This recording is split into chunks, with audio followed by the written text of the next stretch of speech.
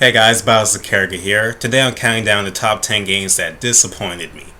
Now, a couple things. One, just because the game is on this list does not mean it's a bad game.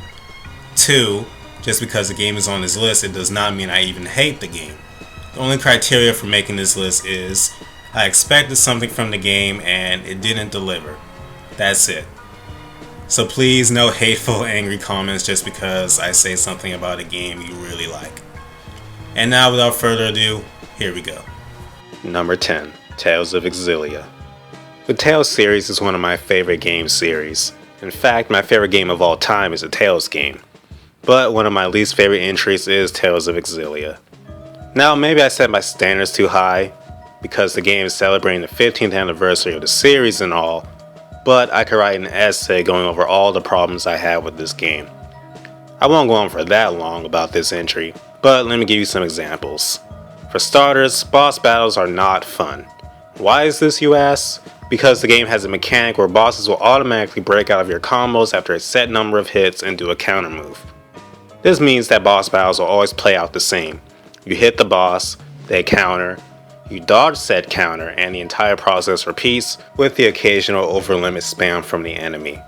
For me, this sucked all enjoyment out of pretty much every boss battle. Other reasons this game disappointed me are the fact 2 playable characters were cut, the mystic arts look like crap, almost no in-game costumes, and the link system ruins multiplayer. Also, I didn't really connect with any of the party members. Now you might be wondering, if I had all these problems with the game, why is it only number 10? Well, that's because I still had a decent amount of fun with the game, and that's saying something. Number 9, Shin Megami Tensei Devil Summoner Soul Hackers. Soul Hackers is a game that probably wouldn't be on this list if I had played it when the original version came out, since I played the relatively recent 3DS port. But years later, this game has not aged well at all. It starts off okay, but the more time I spent with the game, the more problems became apparent. The biggest annoyance being the magnetite system. Whenever you walk around a dungeon, you lose magnetite. Don't have enough and you can't even use demons. And the more demons you have with you, the more magnetite you lose. Like I said, annoying. The battle system itself is pretty bare bones for a Shin Megami Tensei game, and not very enjoyable after a while. The story and characters are nothing to write home about either. But this game is technically fairly old, so that's why it holds the number 9 spot on this list.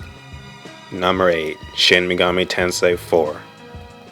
Yep, another Shin Megami Tensei game. This time possibly the most hyped game in the main series. For the first 10 hours or so, I couldn't put this game down. It was fun, and I felt that the plot was really building up to something big. And when that something big finally happened, the game fell flat on its face. Character development and interaction were thrown out the window until the alignment split, the main game became easy as hell, and actual story segments began to drop in consistency. Also, this game has the absolute worst overworld map I have ever seen in a game. It's downright laughable. And when I mentioned the game was too easy, I meant it. Past the first dungeon, the vast majority of random battles I had were over in literally one hit. And boss battles rarely lasted more than a couple turns. This isn't thanks to the laughably broken smirk system and the removal of a defense stat in the game. For a series known for its difficulty, this one misses the mark by a mile. Number 7, Grand Theft Auto 4. I love the PS2 Grand Theft Auto games, and when GTA 4 was announced for the next gen consoles, I just had to get it. Much to my dismay, pretty much everything in the game, excluding the graphics, were a step back from the PS2 games.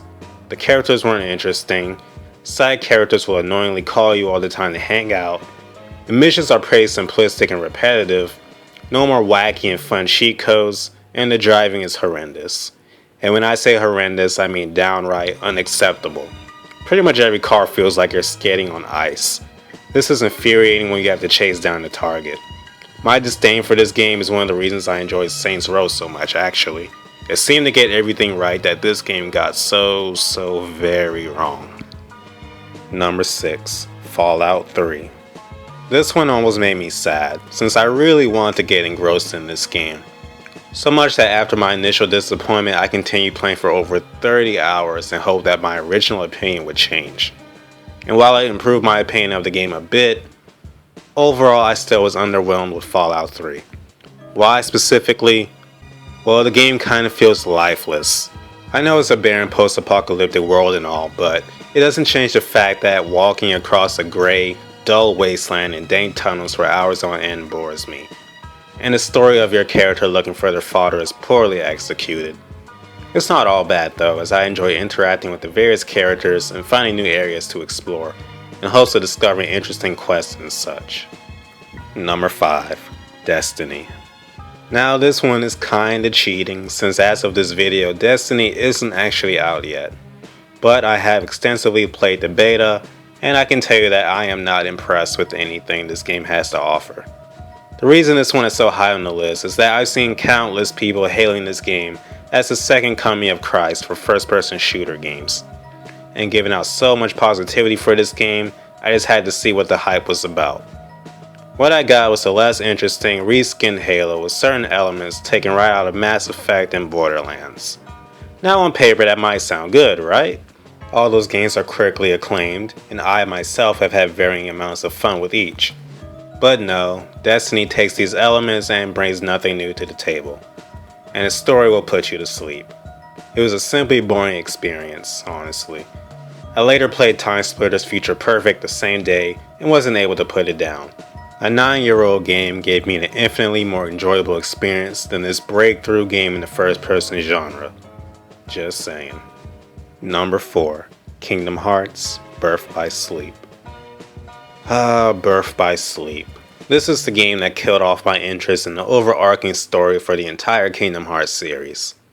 I won't go into specifics, but its fanfiction levels are bad. And I personally wasn't a fan of having 3 short stories instead of 1. It made them all feel incredibly rushed. The game's only real saving grace was the gameplay. Hopefully Kingdom Hearts 3 can reinvigorate my interest in the franchise, when it comes out in like half a decade. Number 3. Saints Row 3. Saints Row 2 is one of my favorite games of all time, and my hype for Saints Row 3 was through the roof. As I stated earlier, the reason I loved Saints Row games so much was that they were everything the new Grand Theft Auto should have been. And then 3 came along and the series went downhill for me. The first 2 games were funny and had sort of wacky moments, but were still serious at the root of it all. But Saints Row 3 took the comedy in the direction and to the level where it became way too much. Childish toilet humor and occasional cringeworthy dialogue brought the experience way down. Also, the story was shortened and half-assed.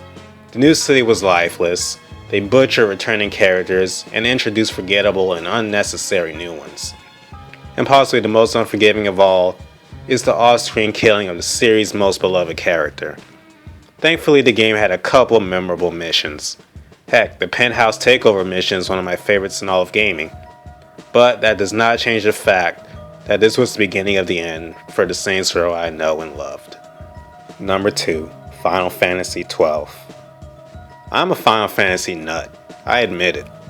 Or at least I used to be. Final Fantasies 1 through 10 are some of the most memorable games I've ever played. Not even going to mention 10-2, and I skipped 11 because MMOs are rarely my thing. And then we have Final Fantasy XII. Basically what Square did was take everything I loved about this series and toss it out the window. Forgettable and unlikable characters, forgettable music, a bland story, a MMOS battle system that I hated with a passion, and not a single memorable area. These are just some of the things you'll find in this game. Now in the game's defense, some of these might be a direct result of the director of the game, Yasumi Masuno, leaving mid-development. But that doesn't change the fact this game left a bad taste in my mouth. So did after I forced myself to finish it and I had no regrets. Number 1. Bravely Default. If you've seen my review of Bravely Default, you already know my feelings about this game. For the first half, I felt like this game was the revival of the Final Fantasy games of old that I loved so much. They got so much right they couldn't go wrong. And then Chapter 5 comes along. It kicks you in the nuts and stomps you on the ground. You have to repeat everything you've done multiple times over and the characters become stupid plot-wise. I'm basically just repeating everything I said in my review, so if you want to know my full thoughts, check that out. Now luckily, the sequel has been confirmed to have new writers for the story, so I'm hopeful it will fix the issues the first one had. But I guess we'll just have to wait and see. So there you have it. I'm curious to see what games disappointed you guys, so if you want to, leave it in the comments and I'll respond to it. And with that being said, thank you for watching and have a great day.